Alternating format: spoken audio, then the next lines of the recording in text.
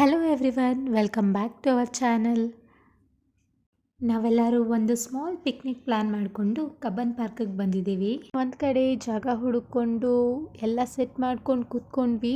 ಈಗೆಲ್ಲ ಅನ್ಪ್ಯಾಕ್ ಮಾಡ್ತಾ ಇದ್ದಾರೆ. ಸೊ ಗೋಲ್ಗಪ್ಪ ಪಾರ್ಟಿ ಮಾಡೋಣ ಅಂತ ಪ್ಲ್ಯಾನ್ ಮಾಡಿದ್ವಿ. ಗೋಲ್ಗಪ್ಪಗೆ ಬೇಕಾಗಿರೋ ಐಟಮ್ಸ್ನ ಡಿವೈಡ್ ಮಾಡ್ಕೊಂಡಿದ್ವಿ. ಒಬ್ಬೊಬ್ಬರು ಮನೆಯಿಂದ ಒಂದೊಂದು ಐಟಮ್ ತರಬೇಕಿತ್ತು.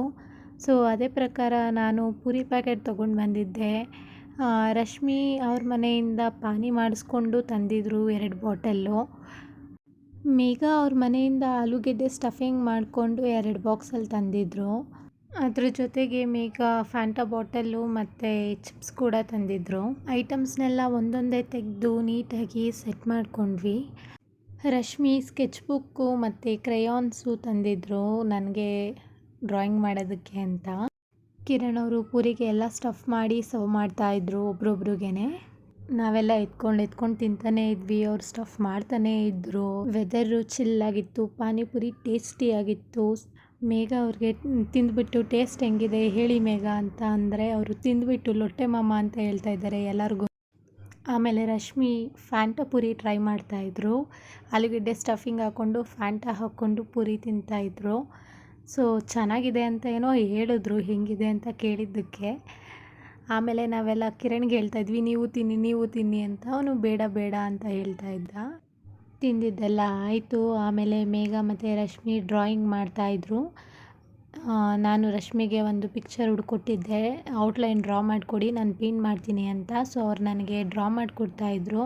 ಆಮೇಲೆ ಅವ್ರು ಡ್ರಾ ಮಾಡಿಕೊಟ್ಟಿದ್ದಕ್ಕೆ ನಾನು ಪೇಂಟ್ ಮಾಡ್ತಾಯಿದ್ದೆ. ಅವ್ರನ್ನೇ ಕೇಳಿಕೊಂಡು ಮಾಡ್ತಾಯಿದ್ದೆ. ಎಲ್ಲೆಲ್ಲಿ ಯಾವ್ಯಾವ ಕಲರ್ ಹಚ್ಚಬೇಕು, ಹೆಂಗೆ ಹಚ್ಚಬೇಕು ಹೇಳ್ಕೊಡಿ ಅಂತ. ಯಾಕಂದರೆ ನನಗೆ ಪೇಂಟಿಂಗ್ ಬರಲ್ಲ, ಡ್ರಾಯಿಂಗೂ ಬರಲ್ಲ. ಸೊ ಅವ್ರ ಇನ್ಸ್ಟ್ರಕ್ಷನ್ ಪ್ರಕಾರ ನಾನು ಪೇಂಟಿಂಗ್ ಮಾಡ್ತಾಯಿದ್ದೆ. ಎಲ್ಲೆಲ್ಲಿ ಹೆಂಗೆ ಮಾಡಬೇಕು, ಡಾರ್ಕಲ್ಲಿ ಲೈಟಲ್ಲಿ ಏನೇನೋ ಹೇಳ್ಕೊಡ್ತಾಯಿದ್ರು. ಅವ್ರು ನನಗೆ ಇವಾಗ ಹೊಸ ಟೀಚರ್ ಆಗಿಬಿಟ್ಟಿದ್ದಾರೆ ಪೇಂಟಿಂಗಿಗೆ. ಅಷ್ಟರಲ್ಲಿ ಮೇಘ ಡ್ರಾಯಿಂಗ್ ಮಾಡಿದ್ದಾರೆ ನೋಡಿ, ಗಣೇಶ ಅದು ಚೆನ್ನಾಗಿ ಮಾಡಿದರು. ಅದಕ್ಕೆ ರಶ್ಮಿ ಪೇಂಟ್ ಮಾಡಿದರು. ಸೊ ತಿಂದಿದ್ದಾಯಿತು, ಪೇಂಟ್ ಮಾಡಿದ್ದಾಯಿತು, ಡ್ರಾ ಮಾಡಿದ್ದು ಆಯಿತು, ಮಾತಾಡಿದ್ದು ಆಯಿತು, ಹಾಡು ಕೇಳಿದ್ದು ಆಯಿತು. ಎಲ್ಲ ಆದಮೇಲೆ ಸಂಜೆನೂ ಆಯಿತು, ಟೈಮ್ ಆಯಿತು. ಮೋಡ ಎಲ್ಲ ಮುಚ್ಕೊಂಡಿತ್ತು, ಮಳೆ ಬರೋ ಥರ ಇತ್ತು ಅಂತ ಹೊರಡೋಣ ಮನೆಗೆ ಅಂದ್ಬಿಟ್ಟು ಎಲ್ಲ ತೆಗೆದು ಪ್ಯಾಕ್ ಮಾಡ್ತಾಯಿದ್ದೀವಿ.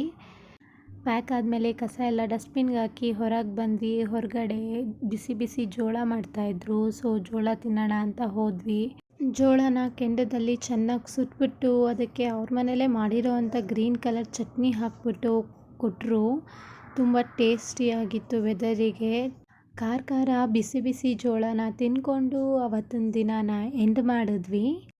ಲಾಸ್ಟಲ್ಲಿ ನಾವು ಮಾಡಿದ್ದು ಪೇಂಟಿಂಗ್ನ ಹಾಕಿ ವಿಡಿಯೋನ ಎಂಡ್ ಮಾಡ್ತಾಯಿದ್ದೀನಿ. Thank you so much.